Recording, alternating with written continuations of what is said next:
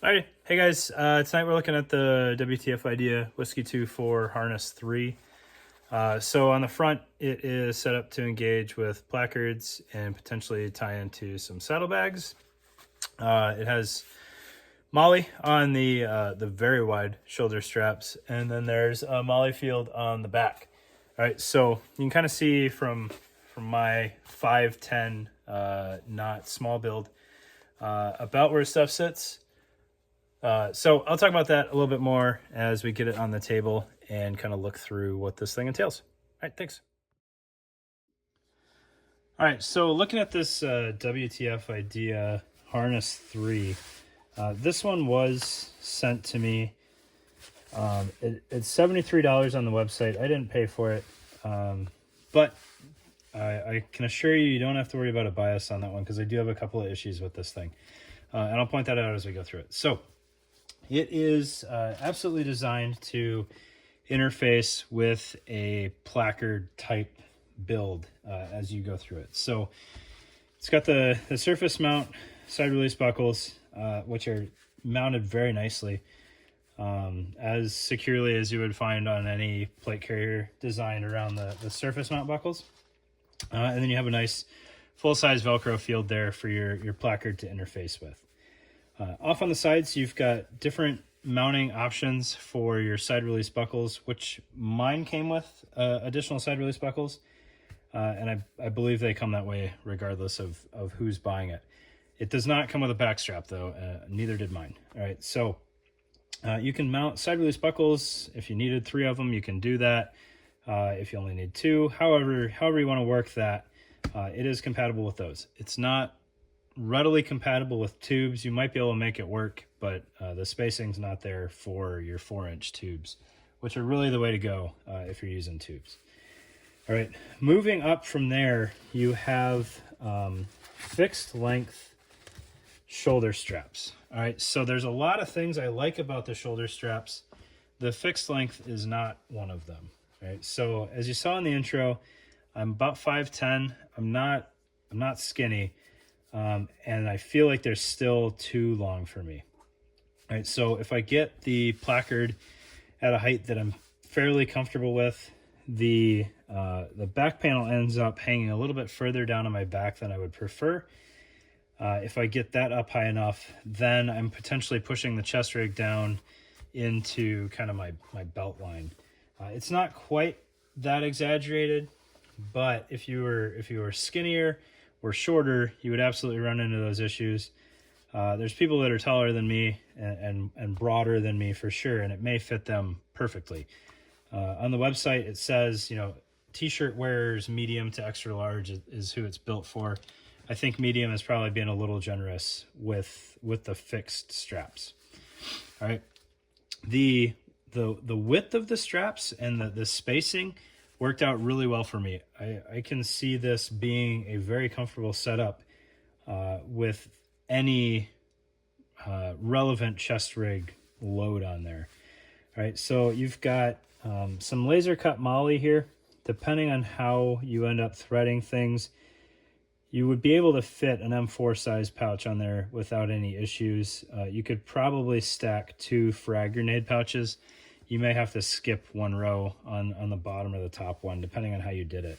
But smoke grenades, anything like that, or you can just use it for routing options. All right, but that's nicely done. The width is comfortable. It looks excessive when you're looking at it. If you're a very skinny person, you might have issues with that, but I think you'd run into other issues with the sizing as is. All right, this interesting pocket up here, I'm fairly convinced is for a U94 type push to talk.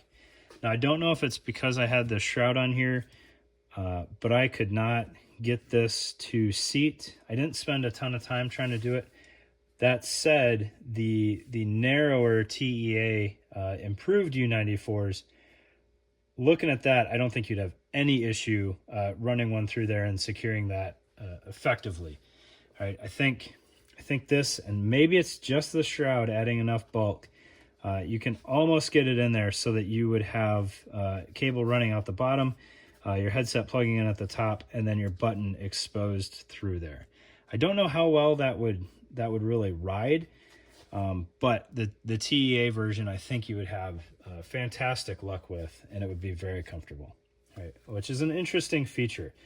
I don't think anybody else is making a true dedicated push-to-talk pocket on their harnesses, right? That said, I could be totally wrong, and this could be something absolutely different than that. Maybe it's just hydration routing, in which case that would work out fine, or antenna or cable or whatever, and it's just kind of relief cut to save weight and bulk. That might be the case. All right, maybe I'm insane looking at this as a push-to-talk pocket. Plus, it would be fairly high up there, maybe on top of your shoulder, and not necessarily ideal. All right. Now, looking at the back of this thing, it's not readily apparent looking at this thing through the Velcro field.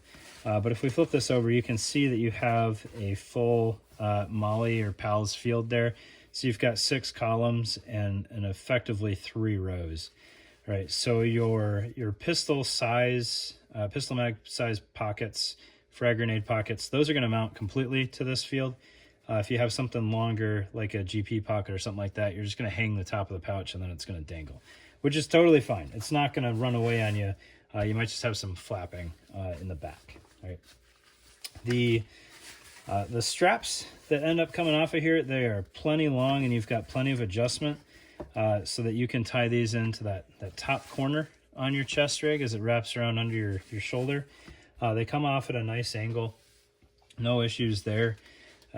But again, that depends on kind of how this thing ends up sitting on you. And with that being said, I appreciate how streamlined this is. Most of the body of the harness is a single layer of material. That being said, without that bulk and padding and kind of stiffness in it, it can migrate up and down over your shoulders fairly easily. So if you have a very heavy front panel and nothing on the back, you're going to quickly find this up against your collar. Not necessarily uncomfortable unless you have no collar, and then you might feel kind of the edge of that material rubbing and potentially scratching your neck there. And then the opposite is also true. If you have something rather heavy on the back, you're going to see this easily shift weight further and further back as you wear it. Now, eventually that'll be stopped with your back strap and your side straps coming around, but it is something to be aware of. All right, I would say if you're probably 6'1", 6'2", this thing is going to fit you exceptionally well. And then as you get taller, you'll find your front panel riding higher and higher, which potentially is not where you want it. I'm usually a fan of a fairly high chest rig, so I think 6'2" would be about ideal for this thing. Maybe potentially even 6 feet, but 5'10", it's a little bit long. I could do without potentially one of these rows and then like 2 inches of this back portion here. If you made it adjustable, it would add a significant amount of bulk, because then you're looking at 2 layers of Velcro plus another layer of base material. So I can understand why it was done this way, but it's kind of, it either fits you or it doesn't, and there's really nothing in between. So that said, if it fits you, I think for $73, it's a pretty fair harness. It's a full feature harness that's done well. It would be difficult to add padding if you needed it. That said, a 3-inch shoulder strap or vertical piece on the harness is gonna disperse weight pretty well. All right, so this one may be a quick turn kind of giveaway item. So if you've got interest in it, let me know. It was free, and I'd like to be able to kind of pay that forward. But I appreciate your time, guys. Have a great night.